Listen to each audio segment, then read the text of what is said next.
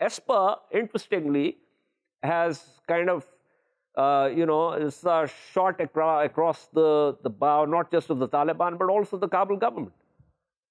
Yes, unfortunately, Secretary Esper is just plain wrong.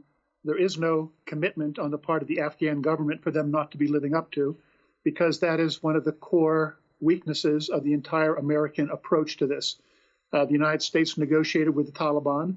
They excluded the Afghan government. And so Secretary Esper's statement that the Afghan government is not living up to its commitment is just plain wrong. Now, of course, the Afghan government is not doing what the United States wanted it to do, but that's different than a commitment. And that core problem, that the Afghan government was not a part of these discussions, is why these talks that were supposed to start between the Taliban and the Afghan government have not started, why the Taliban are insisting on the release of the prisoners. The whole release of the prisoners thing was not part of the original deal. It was something added in at the last minute without the permission or agreement of the Afghan government. So, unfortunately, I would say this is really a bungled process and bungled by the Americans. Okay, let me take this to Rahimul Zai. Rahimul Asab, David is saying that there are no commitments from the Afghan government side. Now, he's right to the extent that the Afghan government was not at the table.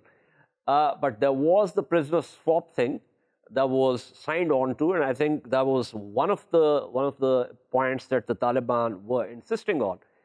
And later, if you recall, President Ashraf Ghani actually said that he's not going to do this. And then Washington leaned on him, and he agreed to do a phased, release of this. And Afghanistan also talked to the Taliban and said, well, you have to, because the Taliban had earlier said no, nothing short of complete 5,000 prisoner release. But then they said, okay, we're going to go for we'll accept the phased, release of the prisoners.